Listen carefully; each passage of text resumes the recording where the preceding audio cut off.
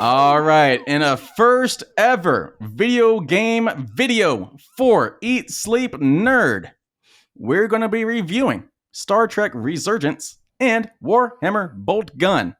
So we're not entirely sure how this video is going to go because it's the first one ever, but we're going to play it by ear. So this is a video game review only video. And we're starting off with Star Trek Resurgence. And this is a brand new Star Trek video game. You can pretty much find it on every single platform: PC, PlayStation 5, PlayStation 4, Xbox. I think it's on Switch. I don't know. Oh, Switch isn't a real console. I said it. So, Josh, yes, was super hyped about this one. Yeah, okay, so I was super hyped about this one, and then I completely forgot about it. Yeah. and then I turned on my PC to play Boltgun so that we could review it. And my PC literally like pre-downloaded it for release day. And when I logged in, Epic Games was just like, hey, do you want to play Star Trek? And I was like, oof, yeah, I do. So I did. And holy crap, it's awesome. You played it too, right? I did. I did not get very far. Yeah, I mean, I'm not done with it. But it's very much in the vein of like the Telltale games. Yes. So like the Walking Dead is one that made Telltale famous. They also had a really popular Batman series, and The Wolf Among Us was probably like really high up there as far as what they're known for. But the idea is this is not a game where you're like controlling every minute movement of your character. Like it's not an open level thing. It is a narrative game. Yeah. You are just doing like Life is Strange is like another one that's become very popular, kind of following that same format. So you mentioned Telltale. Yes. Did you actually look into the developers of this game? Yeah, a lot of them used to work for Telltale. Yeah, so the developer of this game, Star Trek Resurgence, is Dramatic Labs, and it's still a very small team. But looking at their team, it's actually made up of 20 former Telltale writers, developers, designers, artists, and producers. And you can tell. And it's not just like their it's not just their lower end staff. It's actually like the former CEO and founder of Telltale Games. It is their creative directors of Telltale's like bigger games like Game of Thrones, Wolf Among Us, The Walking Dead. It's like these are like the big players from the glory days of Telltale that have gone to make this game. After Telltale went under, a bunch of folks said that they were basically going to start up another studio and keep doing the same thing. Yeah. This is the first major game that's come out from that studio. Yeah. And what a heck of a license to pull right out of the gate. But it's like I said, it's very much a narrative based game. So you play as two different characters. One is the new XO of the starship, Commander Jara.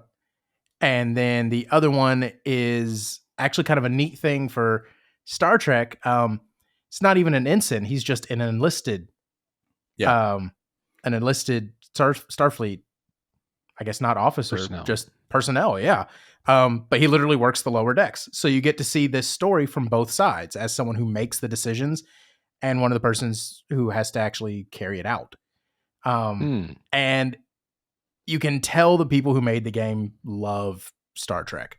Oh yeah. Because you get to do everything you could ever possibly want to do. You get to command the bridge. You get to make split-second decisions, which again ties very neatly into the whole narrative, make your choices thing. Because it comes down to, it could be a diplomatic relationship that you're having to negotiate with a foreign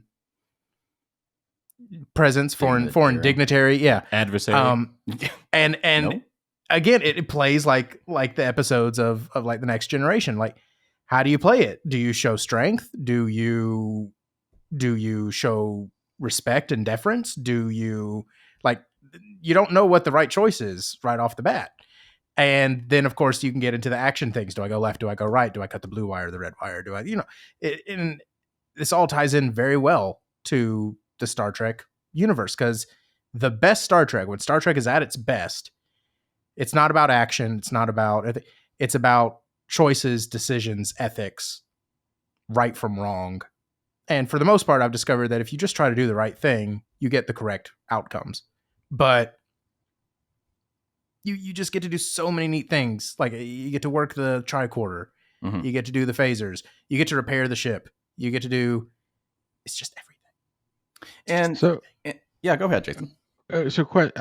This is not something I've played yet. I really want to.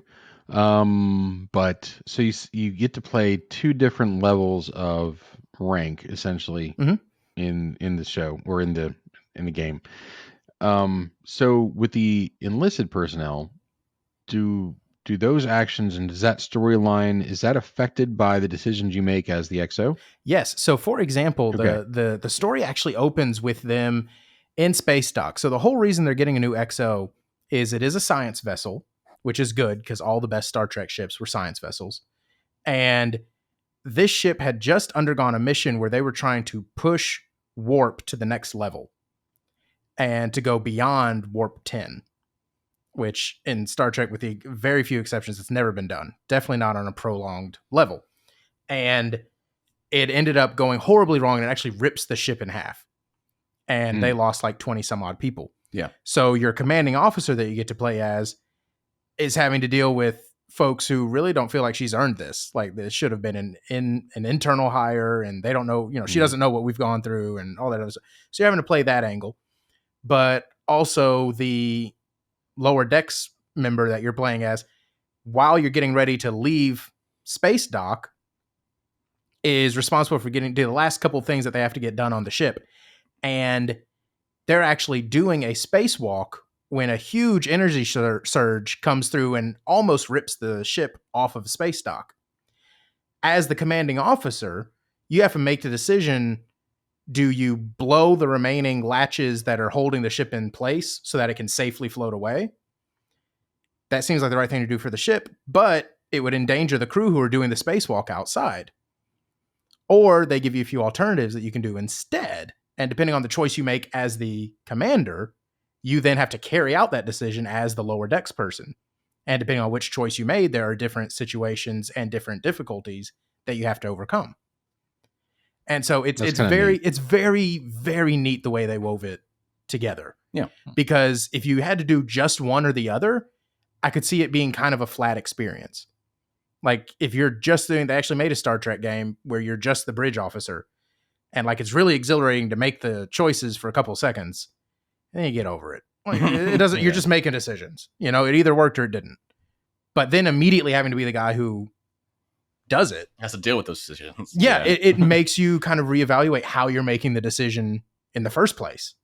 Like, oh my gosh, how am I going to be able to do that? Like it's really cool, and it actually makes you think through the entire process. And then on top of that, there's a subplot with the captain is not necessarily in a good place, and they're already kind of hinting, again, Corey and I haven't finished this yet, they're already kind of hinting that he might have been aware of and responsible for the dangers of trying to do that experiment in the first place, and he was just trying to be famous, and like maybe he's not too stable because now he's even more concerned about his reputation than he was before. And like it's getting deep. It's getting intricate. Yeah. And I will say, this is not a AAA game. It's not. It's not state-of-the-art graphics or mechanics or anything like that. Full price, this is a $40 game. Yeah. It's a really solid AA game, though.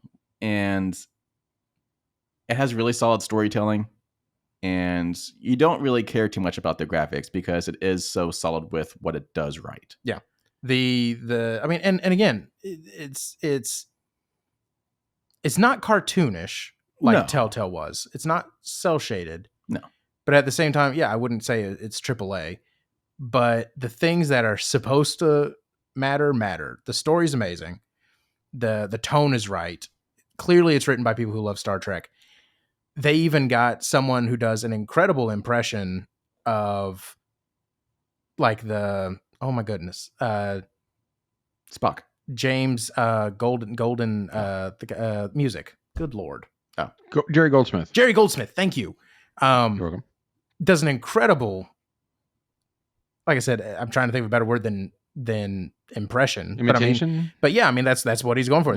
They hired him to write music that sounded like the next generation era music. Yeah. And it does. It sounds great. And yeah, within a few minutes you get a fantastic cameo, and I had to look it up because he sounds just like him. Yeah, watch the spoilers. Watch the spoilers. Yeah. But So Yeah. lots of good things. What's been a bummer about the game, if there is anything? I haven't encountered anything where I was just like, eh. There has been, again, like you said, it's not a AAA game. It is not the single most polished thing I've ever seen in my entire life. There are little things where like textures pop in. There's one time my audio got desynced, but it wasn't for long. It was just until that string of dialogue finished, and then it was fine. It came right back. But like aside from that, Well, I was going to say, in my experience, there has not been any kind of bug or anything. Yeah. And so I was going to say, it's pretty rare nowadays that a game releases without bugs. So yeah. And again, and this was within like 6 hours of play, which from what I'm reading is about halfway through the game. Yeah. It's an 11 to 12 hour game. Yeah, that's something I was going to ask. Is like, do you see the gameplay lasting a long time? And what's really cool about it is because of the nature of the game, when I'm done, I'm going to go back and I'm going to play it again. I'm going to make different decisions. Yeah. And see how it's different. So that seems like it would be really interesting to play it differently every single time. So it doesn't like get old or stale, something like that. Yeah. But I was thinking like if it was a much longer game, would you be tired of it? Yeah. Right now I'm having a blast. Like it's the only reason I haven't finished it yet is because I literally just have not had enough time to play it. I will say some cons for me. Just firing up the game, the menu navigation was very sluggish. Like it was hard to like select continue. It wasn't very intuitive either. It wasn't. It was a very clunky menu. Yeah, it was clunky. almost like someone walked in. They were just like, this game comes out tomorrow, right? Yeah, you don't have a menu yet. Yeah. And it was in this day and age, the fact that it does not have like a single accessibility option aside from captions, that was kind of weird. Like not even the option to like just change your control settings or whatever. Yeah. So that was kind of a down. Like I don't need accessibility options, but there are a lot of players out there that would not be able to play this game because there aren't the options to customize it to their needs. Yeah. So that kind of sucks. But as far as just my personal play of it, it's great. I love it. Yeah. It feels like Star Trek, which for some reason, a big IP like Star Trek has not had a lot of games. No, it has a lot of like mobile games. It has just Star Trek Online. It's a banger. Star Trek Online, true. But it has not had a big, barely AA game. It definitely has not had a AAA game. Yeah. It goes back to exactly what Josh was talking about. Star Trek at its best is about the story, about the ethics, about the decision making. Yep. It's not an action show. No. Which doesn't, so therefore it doesn't really translate into Very video true. game. A video game, yeah. Like this is the only way it could have worked, I think. Yeah. Like I can see that. It makes sense to me. Yeah. Like even like Star Trek Online, which I enjoy Star Trek Online. Yeah. But if it wasn't for the grind of leveling up and wanting to be a captain or an admiral or something, I don't know that I'd keep coming back because it really is. I mean, it's the same as every game. Go to this spot, shoot up the things, get the thing, come back. Yeah. That's it. But that's not very Star Trek. Like same thing with the like if I had a complaint about the Chris Pine movies, it's that it's missing the part that actually makes it feel like Star Trek. Yeah. They were just big action movies. They were great action movies in a universe that I love, but it was missing the part that actually makes Star Trek feel like Star Trek. This game is the Kelvin timeline exists. Thank you. Yeah, I mean, yeah, like it's yeah. So anyway, almost tangented there, but yes, haven't finished it yet. Gonna finish it hopefully this weekend. If I had to rate it today, 5 out of 5. I really hope they do a sequel, and I hope it's relatively soon.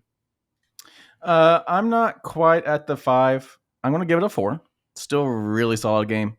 But just the fact that not even because it's a AA game, because it is a low budget game, and I would not hold it back for that.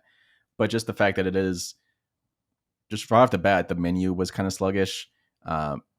It looked a weird first impression. It's not polished, I think. At least in the mechanic aspect of it. Storytelling, obviously, that part's 5 out of 5. Just the mechanics of it and the lack of, in today's world, some necessary things such as accessibility. I had to hold it down just a little bit to a 4 out of 5. So, all told, with our current review, that is still a 4.5 out of 5 on the Eat Sleep Nerd scale. Yeah. So if you are a Star Trek fan, highly recommend this one. I was gonna say, and that's the big takeaway. If you like Star Trek, like really like Star Trek, this is one of the greatest games you could possibly get. One of the only games you could possibly get. And also that. I have to ask, which uniforms are they using? So they are using the post. It takes place post Nemesis, so it is still essentially the Deep Space Nine and TNG First film Contact uniforms. Yeah. Gotcha. Okay. Okay. So yeah, they haven't moved into like the Picard stuff. Okay. Yet. All right. Thank you. Yes. That's important. Yes. No, it is important. Like that's the first. Mhm. That's like the second question you ask someone when you start talking about Star Trek. It's like, what's your favorite Star Trek? Okay, cool. What's your favorite Star Trek uniform? Right. Because it might not necessarily be the same. All right, and our second video game that we're reviewing in this video is Warhammer 40k Boltgun. This is a first-person shooter that is available on Microsoft Windows, Switch, PS4, PS5, Xbox One, and Xbox Series. This is a single-player game. Josh, Yes. take it away. You're the only one that's played it. I am the only one who's played it. I'm the resident Warhammer guy. Yeah. No, this doesn't take long because it's kind of one of those things where it's like the experience is the experience, and you just play it till you're done, and that's it. So what's the experience? Okay, so it's actually funny, and it kind of plays almost like the developers were sitting around and someone made a joke about, dude, it'd be hilarious if you did like the original Doom game, but like in Warhammer 40k. Mm-hmm. And then they all laughed, like maybe took a sip of their coffee. But then there was a guy in the corner who goes, "No, I'm gonna do it." And that's exactly what he did. So actually, Like it's Man, I dig that. can I read the gameplay summary from Wikipedia's synopsis? go for it. It's a paragraph long. It says, Warhammer 40k Boltgun is a single-player first-person shooter in which the player controls a space marine battling against Chaos Space Marines and Chaos Demons. Its gameplay and artistic style and are heavily influenced by first-person shooters from the 1990s, such as Doom, with some promotional material referring to the game as a boomer shooter. But developers have highlighted their inclusion of modern gaming features like the use of modern enemy behavior AI. Yes. Boomer shooters. Boomer shooters. That's Yes. what it- So first off, new favorite yeah. term. Boomer merch. shooter. Define boomer. What is boomer shooter? It is a term used to describe newer FPS games, 2010s and later, that are purposely designed to emulate the style of the original FPS games like Doom and Quake, moving away from realism and story and instead emphasizing fast gameplay and over-the-top combat. Which is perfect for Warhammer 40k. Yeah, I was thinking that. So I'm making that a shirt. yes, Boomer shooter. Eat, Sleep, Nerd shirts. Be on the lookout. boomer shooter. Write down this one. Boomer shooter. On it. So, Josh, this game. So as we talked about several times, the Warhammer 40k universe is very dark, very gritty, ridiculously hyper violent, ultra violent, and it's about just all these different races in a perpetual, never-ending war. Because once a species goes intergalactic, you have trillions of citizens. So these are trillions of beings constantly fighting each other, and the two most famous factions are the Ultramarines, which represent the elite of the elite of the elite of humanity. And humanity has reached a point where they worship the emperor of mankind, who's been alive at this point for hundreds of years, kept alive artificially by machines and everything. They literally worship him as a god. They call him the God Emperor. And they are heinously xenophobic. Anything that's not human has to die. It does not matter. And it is your holy mission to do it because the God Emperor commands it. And so you've got these giant, like, Master Chief on steroids. Yeah. Like, they're huge. Supposed to be like 8 feet tall, several tons, just these massive super soldiers in power armor. And they're just going ham on everything with guns that shoot bullets the size of like Coke cans. So again, the fact that someone looked at that and said, this should be a Doom game, and then they did it. And it's exactly what you're picturing if you've ever seen any footage of Doom. It's heavily pixelated, it's blocky, but they don't turn anything down. So like you shoot someone and they like erupt into this glorious spray of just nastiness and it just plasters everything up. And it is fast and it's nonstop and it's exactly like the Wikipedia article described. And they lean into it fully. The music is hyper rock and it's just wailing guitars and some of that. And the entire time you hear the Space Marines yelling, for the Emperor and and die heretics. And, it's just, and it's so ridiculously like just if Mountain Dew made a video game, like it's what it is. Like just it's so ridiculously over the top. That's everything that's good about it and everything that's bad about it. I was wondering. Okay. And so it's kind of one of those things. Again, it's not a super long game. You could probably knock it out in a day if you really, really wanted to. I did it over the course of 3 or 4. But it's kind of like once you're an hour into it, you have experienced the game. Okay. Like that is the game. Now, at the same time, though, if we're being technical, that's a great homage to Doom and Quake and everything like that, because all it was the same thing in different levels. Yeah. Just over and over and over again. Now, again, that description was actually spot on because they did incorporate a lot of modern things into it. These are not dumb AI. Like it's they will run around, they'll try to flank you, they'll do everything. Like you can't just mindlessly plow through it. But at the same time, you can kind of mindlessly plow through it.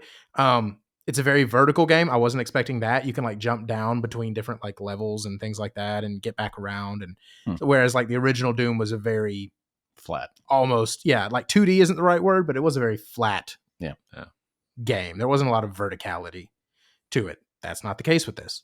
But yeah, like it is not a poor introduction into the world of Warhammer 40K. So go ahead. So it being a short game, time-wise, what would you rate the replayability of it? 2 out of 5. Okay. Like I said, once you're done, you're done. Yeah, like I mean, it's kind of okay. I mean, don't get me wrong. I'm glad I got it. It was a lot of fun. Right. And I wanted to be able to talk about it relatively soon after it came out, so that it was topical.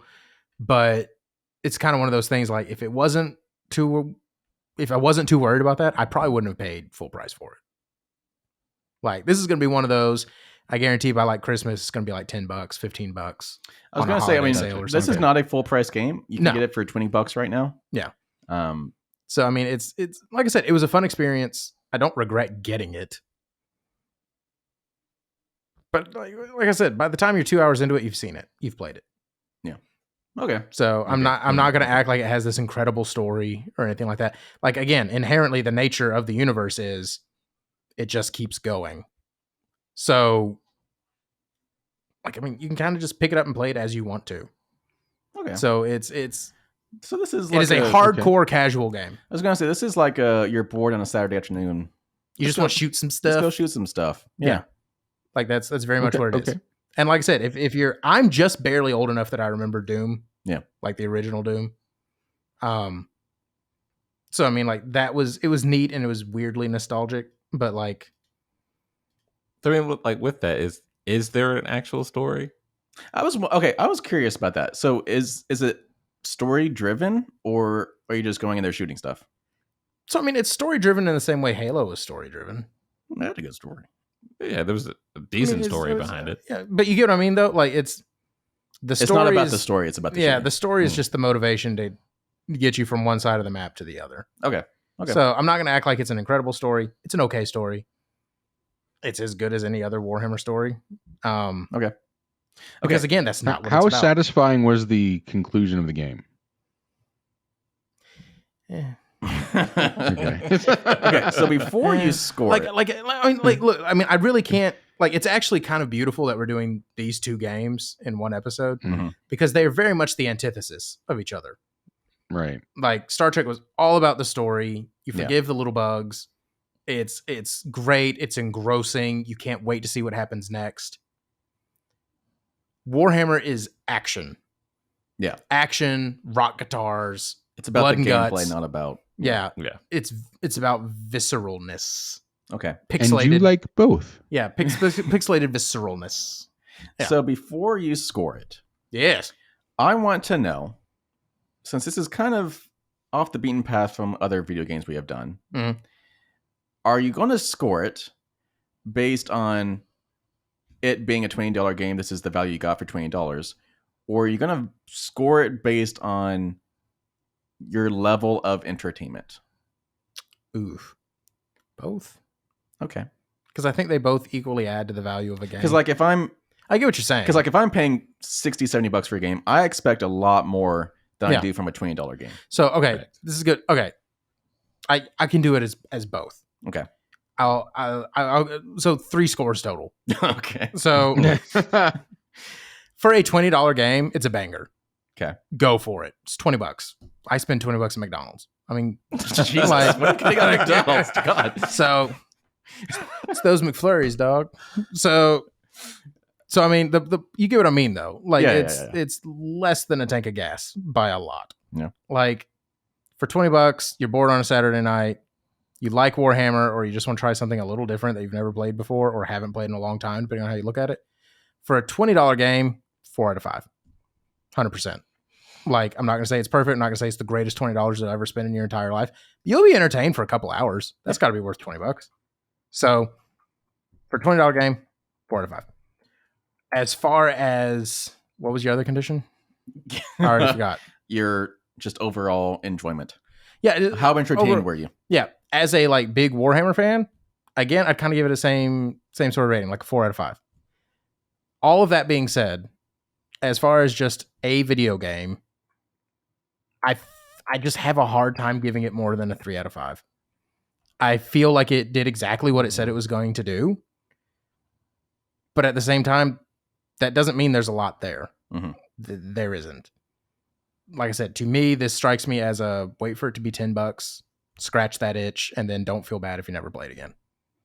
So it was a neat idea. It's hilarious in a lot of ways, like intentionally. Like it's not like they just made something weird. They knew what they were doing. It was a funny concept. They did it, and they went full in. So is there a third score? No, that was it. The 3 out of 5. Oh, okay. Yeah. So like Is my that your real final score. Yeah, like my real score. Together. No, my real score is like a 3 out of 5. Okay. If you're a huge Warhammer fan, it'll bump it up a little bit. If you're, like I said, just value, yeah. If you consider that, yeah, you should bump it up a little bit. All right. But as far as just an honest, everyday, average person, what would you probably rate this? 3 out of 5. All right, that is it for the first standalone video game review episode for Eat, Sleep, Nerd. If you like that, make sure you come back for some future ones because we have a lot planned in the future. So, be on the So many lookout. games.